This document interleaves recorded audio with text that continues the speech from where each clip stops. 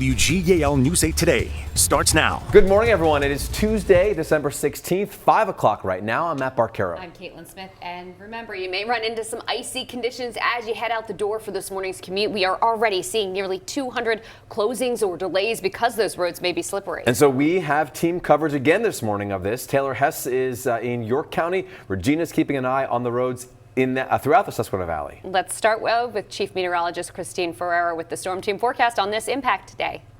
Again, another tricky morning commute for us. We had that burst of snow yesterday evening across the area, and that laid on roads that were in the 20s. Definitely cold road conditions. You can see on our Storm Team Live Radar Network, it is clear. It is dry now, but watch out for some slick leftover spots. Right now, it's 1 degree in York, 11 in Lancaster, 12 in Lebanon. Frigid for Carlisle, you're at 11 degrees, and we don't have much of a wind chill today. The winds are generally calm or extremely light. So our 12-hour forecast, I want you to watch out for those slick spots. Some roads, side streets are still snow covered from yesterday. So with temperatures in the teens, it's going to be a little hard to get that cleared off this morning. We do have sunshine this afternoon, though. That's the good news. Temperatures do get above freezing, so things should be able to get cleaned up nicely later today. Just use caution this morning. Take time. And if the roads look a little wet, they could be slick, so treat them as if they could be icy in patches. Take it easy. Back to you.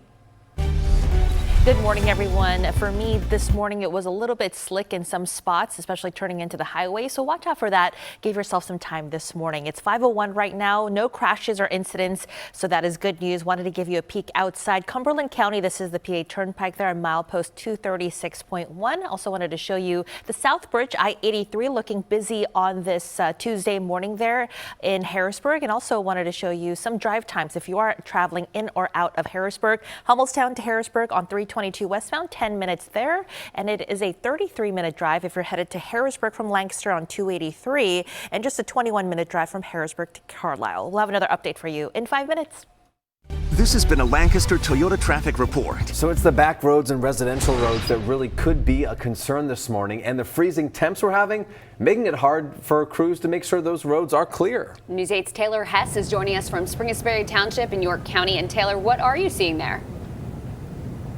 Yeah, good morning, Matt and Caitlin. These roads definitely are a serious concern here still this morning. Like you were saying, many main roads are pretty clear. But then if we take a look over here, you can see some of these side streets still pretty snow covered this morning. We're right off of East Market Street. From what we've seen, again, highways, main roads, pretty clear, but these side streets can remain a little slick. So when you head out this morning to work, watch for those slick spots, especially if you're taking back roads or neighborhood streets. Make sure you slow down, give yourself extra time, and watch out for those hidden icy patches. PennDOT says crews have been out treating these main roads, and most major roads and highways are now clear. PennDOT also says that when these temperatures drop this low, salt simply doesn't work as effectively, allowing the ice on roadways to refreeze quickly. Below a certain temperature, which is around the low to mid 20s, salt doesn't work quite as quickly. So mixing it in with something else to help give it a little bit of traction allows it to be kind of grounded and work better. We'll have more on the concern for black ice coming up at 5:30. In York County, Taylor Hess, WGAL News 8. I certainly noticed on turns, my back end kind of went out a little bit more than I wanted it to. And you can really see that difference between the different kinds of roads, what to encounter this morning. All right, thanks, Taylor. Stay warm. The Lebanon County Coalition to End Homelessness issued a code blue through 10 this morning. That means anyone who needs assistance finding a place to stay can contact Lebanon County Crisis Intervention to find some accommodations. The Lebanon County Community Action Partnership also available during the week, Monday through Friday, from 8:30 in the morning till 4:30 in the afternoon. New this morning, state police say a scammer stole more than $1 million from 2 people in Lancaster County. Troopers say the scammer contacted the victims in Providence Township, pretending to be the Social Security Administration.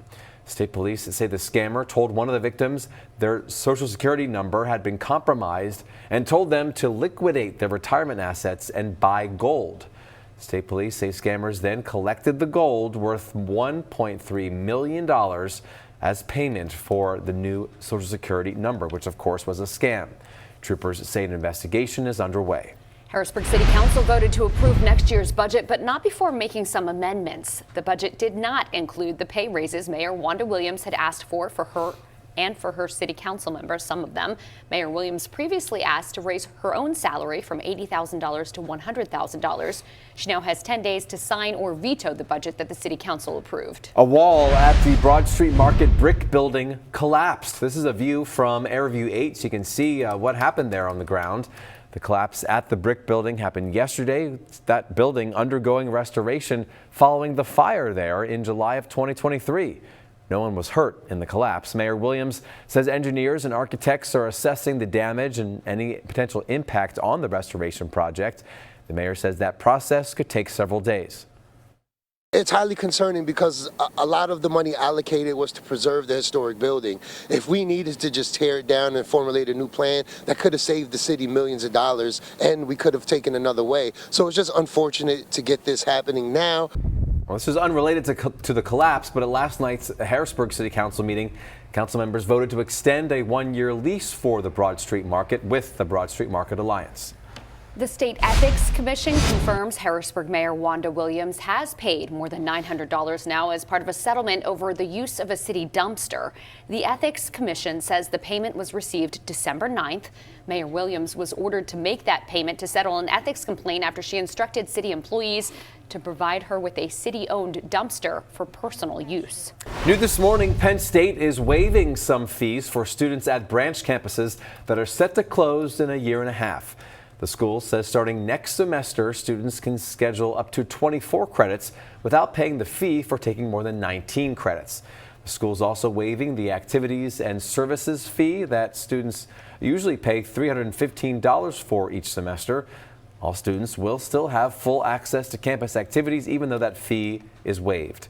The campuses that are set to close after the spring semester in 2027 include Mont Alto and York in the Susquehanna Valley. Vice President J.D. Vance is coming to Pennsylvania today. He is expected to speak about the economy and the cost of living. The Republican Party of Pennsylvania says the vice president will make his speech at Uline Shipping Supplies. That's in Lower Macungie Township in Lehigh County, which is near Allentown. That is set to happen at 10 o'clock this morning. All right, 5:07 right now. We have the Lebanon Sky Cam behind us, Christine. And, you know, I feel like on a normal winter day, if it snowed like it did yesterday afternoon, wouldn't be a problem this morning. But it never went past freezing yesterday. We were in the 20s yesterday. 25, I believe, was the high officially in Harrisburg, and the roads were sufficiently cold, so that snow stuck immediately. It snarled the evening commute in some areas, and it's still out there this morning, especially on those neighborhood roads and side streets that may have not been plowed or treated. Now, you'll find varying conditions on your morning drive. I drove on some snow-covered roads and then wet roads as I was coming into work, but just be mindful, it's in the teens outside. Those roads that appear wet could have some slick spots, so just reduce your speed and take it easy, and you'll get to your morning destination safely. We have high pressure right now anchored over the mid-Atlantic. That's going to help over the next few days to give us more of a southerly wind and help to warm our temperature. So say goodbye to the 20s, even 30s after today, and hello to some 40s for the remainder of the week. Temperatures 9 degrees right now in Harrisburg, 1 in York, 11 in Lancaster, 12 in Lebanon. Without much wind, the winds are calm or very light. There's not much of a wind chill this morning, thankfully, so we can see wind chill temperatures around 1 in Carlisle, where you have that gentle breeze. So temperatures versus the wind chill today, not quite as harsh as yesterday. Notice the wind chill doesn't vary much from the temperature, so that indicates that winds will be light. Our high today is 34 degrees. We do get plentiful sunshine this morning, but watch out for those slick roads until about 10 a.m. till the sun can hit those roads and temperatures get above freezing this afternoon. Back to you. Okay, thanks for that, Christine. Happening today, Governor Shapiro visiting the Harrisburg Bureau of Fire to talk about some funding that was included in this year's state budget. The Harrisburg Fire Department was the primary agency that responded after the attack on the governor's residence in April. The department is receiving $7 million from this state budget, up from $2 million from last year's budget. Governor Shapiro said to be at the fire station this afternoon. The Helena Township Police Department in York County organized what's called a ruck walk. That's what you're seeing here. This is in honor of one of their own, Sergeant Justin Golder. Sergeant Golder was diagnosed with colon cancer, and he starts his first round of chemotherapy today. That walk, with some wearing heavy packs, was 26.3 miles in honor of Golder's badge number 26-3. He's a staple in our community. He does a lot for everybody else, and I think it's the least we can do to show him some support. This is Sergeant Golder's second cancer diagnosis. He battled testicular cancer over a decade ago. Nearly 4 months after 3 York County police officers were killed in an ambush, a blood drive is less than a week away now from happening to honor their memory. The blood drive will honor Detective Sergeant Cody Becker, Detective Isaiah Emmenheiser, and Detective Mark Baker at the Northern York County Regional Police Department from 9 until 4. Now, sign-ups are encouraged, which is why we're letting you know a week in advance, but walk-ins are welcome as well. We have a link to sign up for the blood drive at WGAL.com. The blood donations collected during that drive will stay in the Susquehanna Valley to go to hospitals. The Central PA Blood Bank says that 1 pint of blood can save 3 lives. It's 5:11 right now, and now it's up to you to vote for the next winner of The Voice. Only have about 2 hours to get your votes in. That's right. The top 6 artists took the stage for season 28 finale last night, including Susquehanna Valley native Aubrey Nicole. Little sister don't miss when she aims a gun. Sing it! The DeLone Catholic High School grad performed The Night the Lights Went Out in Georgia, covered by her coach Reba McEntire, and also Till You Can't by Cody Johnson. And back in the Susquehanna Valley, her alma mater gathered to cheer her on in the same auditorium where she performed in concerts, plays, and musicals.